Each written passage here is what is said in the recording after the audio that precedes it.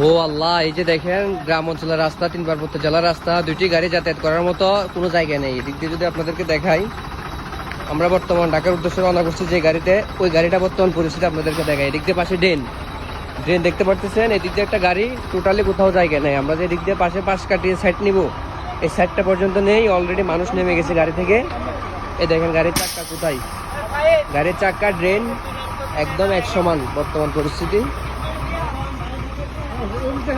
আর একটু যদি এদিক থেকে আপনাদেরকে ক্লিয়ার করে দেখাই, না এই যে দেখেন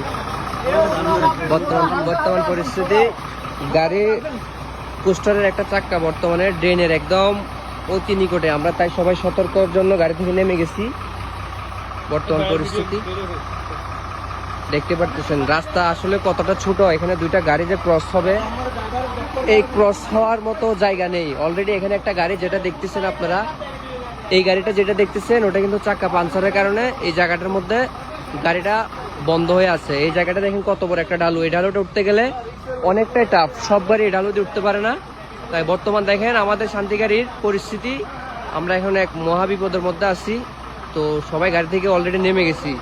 বর্তমান পরিস্থিতি দেখতে পারতেছেন, এদিক দিয়ে আসলে যাওয়ার মতো কোনো রাস্তাই নেই। তো গ্রাম অঞ্চলের রাস্তা দেখতে পারতেছেন, আসলে সড়ক আরো অনেক পাশে বড় করতে হবে, যার কারণে এই ট্রাক বাস যখন চলে তখন কিন্তু আমরা একটা মোটরসাইকেল পর্যন্ত সাইড নিতে পারি না। এই জায়গা থেকে দেখতে পারতেছেন আপনারা আমরা কেমন একটা সিচুয়েশনের মধ্যে আছি। বাস অলরেডি মিনি গাড়িটার সাথে অলরেডি বাসটা একদম বেজে গেছে, দেখেন আপনারা।